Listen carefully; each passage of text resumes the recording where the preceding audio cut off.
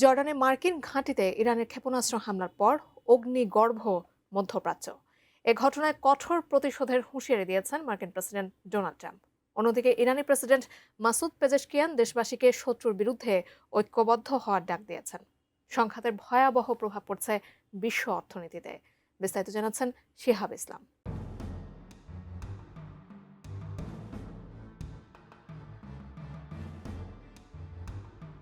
মধ্যপ্রাচ্যের আকাশ এখন বারুদের গন্ধে ভারী। জর্ডানের মার্কিন সামরিক ঘাঁটিতে ইরানের ক্ষেপণাস্ত্র হামলার পর পরিস্থিতি অনেকটাই জটিল। এই ঘটনার তীব্র প্রতিক্রিয়া জানিয়েছে মার্কিন প্রেসিডেন্ট ডোনাল্ড ট্রাম্প।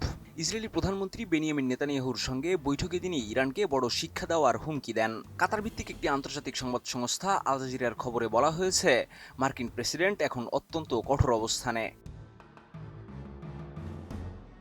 উন্নত মানের কাঁচামাল আরআইএল অ্যাঙ্গেল এন্ড চ্যানেল। এখন কাঠের দিন শেষ, আরআইএল-এর বাংলাদেশ।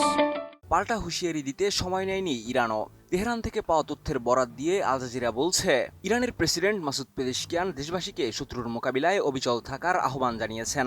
তিনি বলেছেন, ইরান যে কোনো আগ্রাসন রুখে দিতে প্রস্তুত। পেজেশকিয়ান মনে করেন, জনগণের ঐক্যবদ্ধ শক্তিই এখন তাদের প্রধান হাতিয়ার। একই সঙ্গে শত্রুর সকল ষড়যন্ত্র নস্যাৎ করার দৃঢ় প্রত্যয় ব্যক্ত করেছেন ইরানের প্রেসিডেন্ট। সংঘাতের উত্তাপ শুধু জর্ডান বা ইরানে সীমাবদ্ধ নেই। আল জাজিরার প্রতিবেদনে বলা হয়েছে, ইরাকের 7টি প্রদেশে মার্কিন ও সৌদি আরবের যৌথ বিমান হামলায় অন্তত 20 জন যোদ্ধা নিহত হয়েছেন। সেখানে আহত হয়েছেন আরও 32 জন। ইরানি গণমাধ্যম মেহের নিউজ এজেন্সির তথ্যমতে, এই হামলায় রেভলিউশনারি গার্ডের 4 জন সদস্য প্রাণ হারিয়েছেন। ইরাকি সরকার এই হামলার তীব্র নিন্দা জানিয়েছে।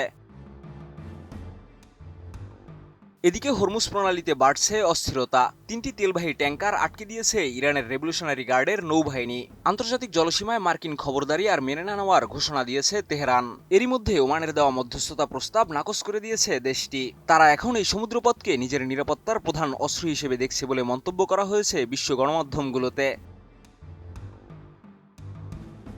Desk report, ATN news.